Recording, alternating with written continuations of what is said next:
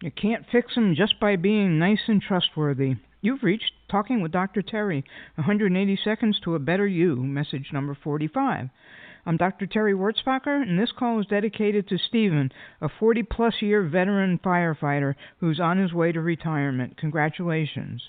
This is continuing a bit on yesterday's discussion of the internal working model. Comments from some made me realize I should clarify a bit.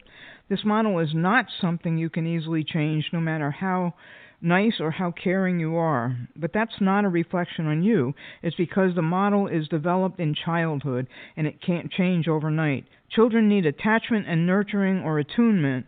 Without one or both of these, they don't develop a healthy response to the world. Briefly, attachment refers to the emotional bonds we form, especially with our primary caregivers in childhood. They shape our expectations and relationships as we grow. Here's a basic differentiation. Attunement is all about being in sync emotionally, the beautiful dance of understanding and responding to someone's feelings, ensuring they feel heard and valued.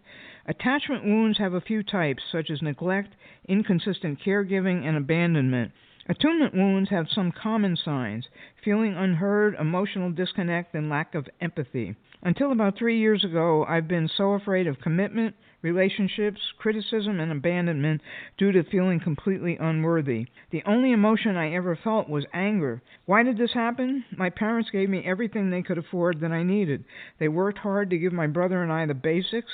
My brother was 4.5 years older than I, and between the two of us, my mother had a stillborn child. She then had another little boy when I was about a year old. Within 2.5 months, that little boy died of sudden infant death syndrome. Can you imagine my mother having to take care of a 1-year-old and a 5.5-year-old while grieving? I'm sure I wasn't neglected physically, but I trace most of my attachment issues to the fact that although she was there physically, I imagine my mother was not really there emotionally. I'm sure my brother felt neglected since my mother was putting all her energy into a 1-year-old and trying to deal with her grief. So it's not surprising that he ended up being a troublemaker. You know, negative attention is better than no attention, and I ended up being insecure. I'm not telling you any of this to make you feel sorry for myself, but I'm trying to show you is that it's not an easy fix, no matter how well-intentioned you are. I didn't start seeking improvement, no matter how much work I did, until I was about 72 or 73. I want to talk more about this internal model and internal family systems, or IFS, because that will help you understand others, but it will also enable you to understand yourself and maybe heal some of those wounds you've worked hard to hide. So we'll continue this tomorrow.